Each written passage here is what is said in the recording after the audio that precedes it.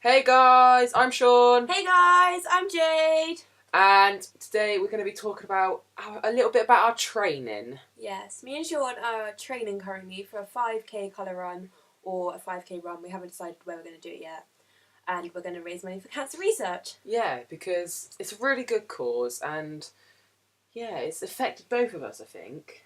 Yeah, definitely. And so we just feel that it needs to be topped up a bit, and they need the extra help because once that cure's found, it'll be a better place. Yeah, life for people would be much better. Yeah. And originally I was I text Sean hi, I want to do a 5k run, probably the colour run. Do you want to train with me and possibly run with me? And he was like, yeah. And then I was like, we should do it for a good cause. So we was thinking of charities, and we both agreed on cancer research. Yeah, there was several. Most of them was cancer charities because I think that's between us. That's the more important topic and definitely. Thing that needs attention. But we thought, as we don't just want to go towards one, we think a cure for all of them would be better. We thought cancer research would be the best one.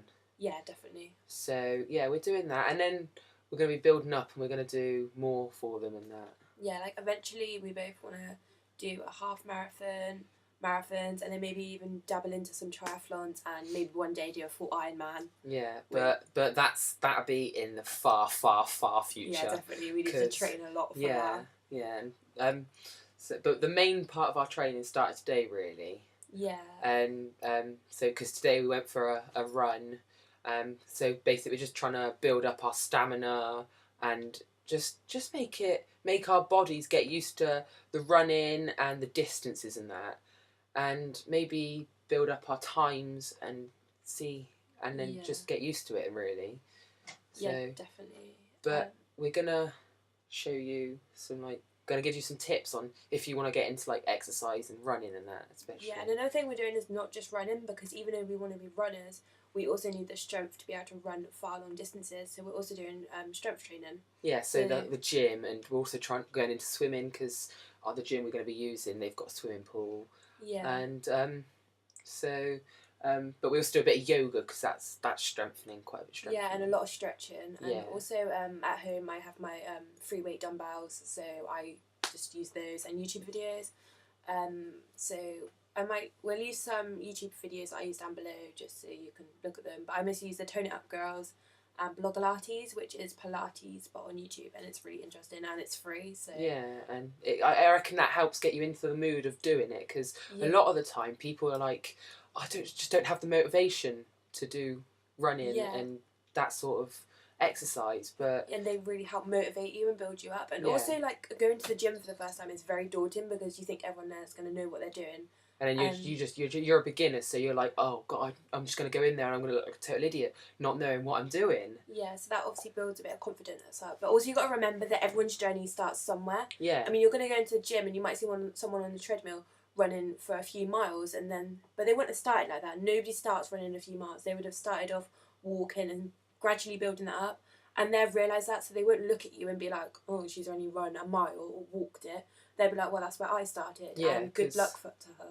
Because everyone does it for a reason. If it's just because you want to get fitter, or if you're doing it for charity and training up to do long distance runs and that. So I think people they're not judging you for what you're doing at the gym. If you need help, they'll probably help you because they know what it's like. I know the story of this girl who's on my Tumblr for my Fitblr, and she said that the first time she went into the proper weight section, there was a lot of men and stronger women, and she was so scared to go in there. And when she was there, a lot of the people were giving her tips how to do it, and people offered to spot for her.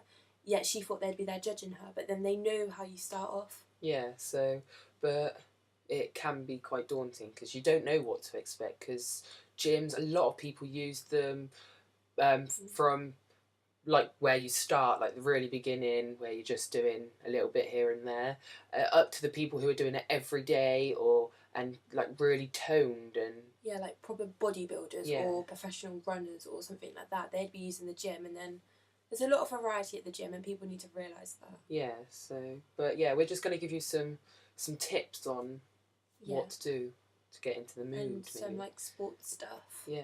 So we're going to start off with what to wear like when doing it. So if you're running, there's a few essentials, but it's really what you're comfortable in. But there's definitely the essentials, like trainers. And these are my beautiful running shoes. They're just the New Balance 400 version 3s. But what I did is I went into a sports shop and I tried on lots of different trainers. And you go onto a treadmill and they evaluate your feet to try and find the best shoe for you. So I went for a flexible shoe, but then because they wasn't that supportive, they then gave me some soles, which I bought, which are just the soft soles.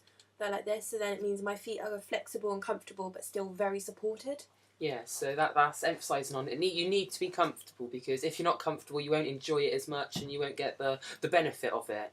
Yeah, and you need to make sure your trainers fit correctly, because if they don't, you can get an injury, which will obviously delay training anyway. Like, they can't be too tight, because that can damage your foot, and if they're too loose, you could hurt your ankles.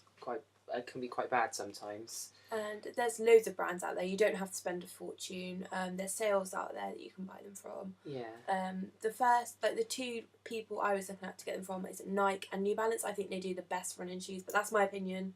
I might be wrong for some people. Yeah. I have some VTYs. I don't have them with me at the moment, but I have some VTYs. They're quite supportive, because I've got damage to my spine, so I've got problems with my legs, so I have to have ones that support my ankles as well.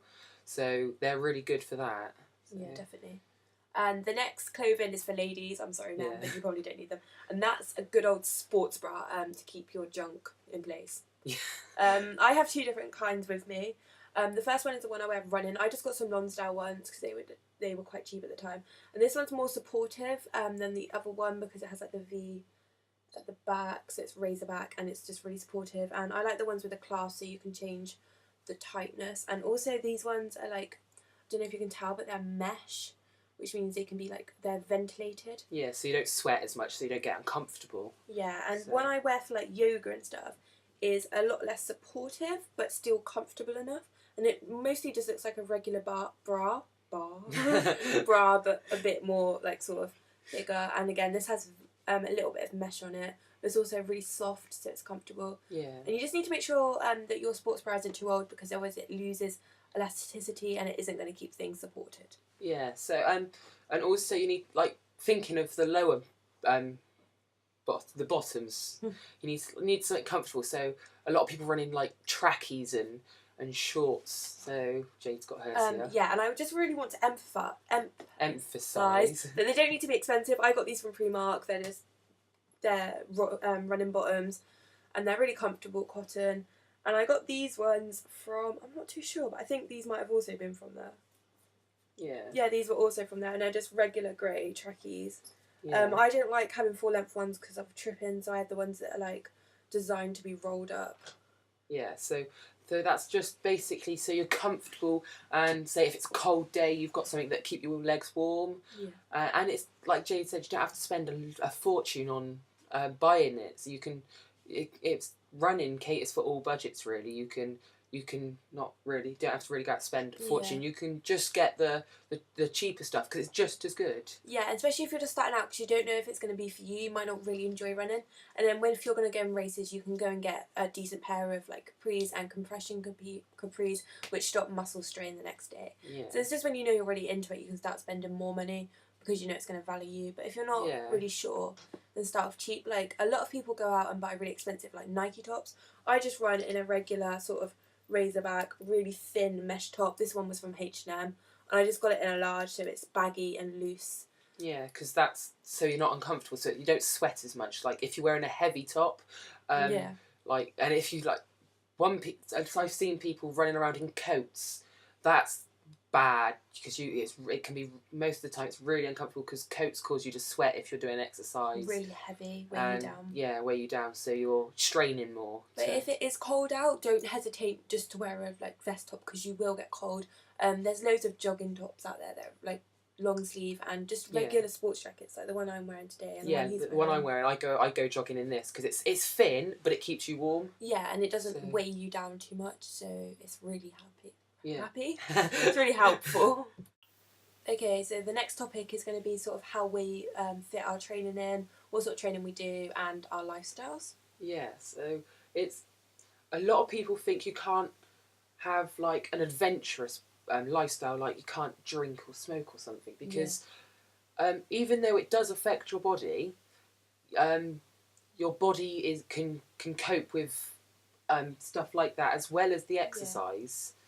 So I know that there's a lot of professional football players out there and other professions that smoke, and a lot of people don't believe that, but it's true, and you can still smoke if you do.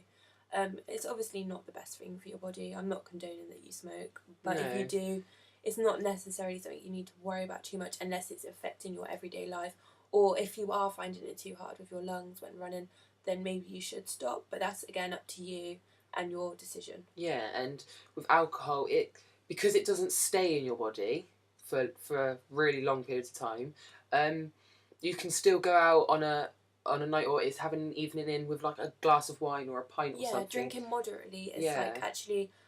We was reading an article today, and being teetotal is actually less beneficial for you than having a little bit of alcohol, because some alcohols actually have a lot of benefits, like wine. Yeah, wine, red wine especially, that has more benefits than white wine. Yeah. So.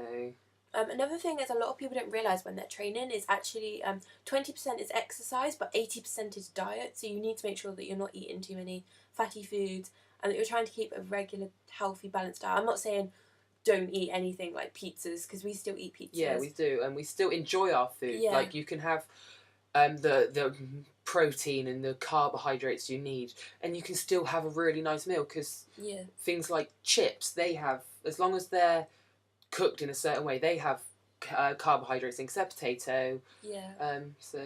One thing, if you do want to have chips but you don't like the fat on it, you can get a Tefal. That's what I use, and if they're frozen chips, you don't have to have any oil at all. No. Or if they're just regular, like non-frozen chips, you just put literally like a tablespoon of oil in, and most of that gets blown out of the machine anyway. Yeah, so it's still healthy and you can still enjoy what you eat. Yeah, and also like salads are really nice, like putting, like, you don't just have to have lettuce, you can have like cucumber, peppers, avocado, if that's the things you like. Yeah, and like, because when people think of salads, they think of, oh, it's just a load of leaves, but it's not. You can have the more flavoursome bits to the salad as well, because that's what salads are. They're not one specific thing. They're a take of different things put together.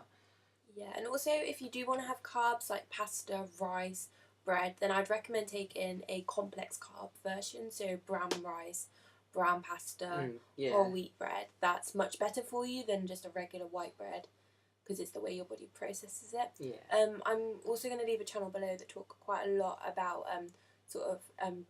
the things you should be eating, and that's the lean machines. I will leave them down below, and they're really cool. Yeah. So yeah. Any other tips that you... Oh, how to fit training around your schedule. A lot of people are like, oh, I'm too busy for running or too busy going for the gym. A 30-minute exercise is like 3% of your day, or an hour is like not even 6%. Like, I think it's only given smaller than that. And you take an hour, you might have to like be in bed for an hour less in the morning. But as long as you're getting 8 hours sleep, then that's fine. Yeah, your body has still got the proper energy. As long as 8 hours is what your body needs, so it can build up the energy that you need to keep through the day. Like, we've still got our busy college schedules, and we're managing to fit running into breaks, or if we start a bit later in the morning, we go out for a jog in the morning, just half an hour in the morning, and that's a bit of training. Yeah, and just because it's a little amount in one day doesn't mean you just train 1 day a week. You can train like 2 days a week, and those two together, that still builds up to you can't expect to like go out running one day and be like, yes, I've done it, I'm a runner. Yeah, Rome wasn't built overnight. You have to train. Like everything, you have to build yourself up. You don't just go out and push yourself, because that's what can damage your body, because you can get ill, you can strain your muscles, and that's what people do a lot. They go out and push themselves so much that they get they pull their muscles, they strain themselves, and it just puts you off. What you need to do, you need to build it up. Like, even if it's just like in 1 week, you're starting off 10 minutes twice a week. 10 minutes walking. If you're not used to walking, then do that. And then the next week they build it up to 20 minutes or a bit more. A 10-minute jog or something. You may add like a little jog into that. Even if it's like a couple of minutes of jogging, you're still building your like self up to be able to do it. Yeah, so, and it's basically just getting your body used to what you're doing, and because your body, if you're not used to doing it, then your body will be like, no, I don't want to do this, and it'll restrain against you. So when you're running, your muscles will be they'll be damaged, and that will hurt. And then even and also don't ignore an injury. If you're hurt, rest. Yeah. Because if you continue to strain that muscle, it's just going to get worse and worse, and then one day it might be so bad that it's never going to get fixed. Yeah. So, and then you can't go back. But yeah, you definitely need to rest. Rest is very key in recovering. You need to have time to let your muscles recover, your body to recover. So a few last tips just to wrap this up would be to take it easy, but obviously push yourself a little bit, but don't overdo it. Yeah, definitely. Make sure you keep hydrated, keep a healthy, balanced diet, and get plenty of sleep. 8 hours sleep actually aids weight loss as well, if that's what you're looking to do. You may not be, but that also helps your body to recover. Yeah. And also we should probably put a little disclaimer in here. We're no experts, we're not dietitians, No. We're not personal trainers, we're nothing like that. We're just two teenagers starting running, and we wanted to share our experience with you. Yeah. So maybe it give you a bit of courage to start doing it yourself. Alright guys, so if you enjoyed the video today, then make sure to like and subscribe for our next week's video. Yeah, I hope it was very helpful and maybe gave you that little bit of courage, and that our tips and links you're going to use. So we'll see you in our next video. Yeah. Bye. Guys.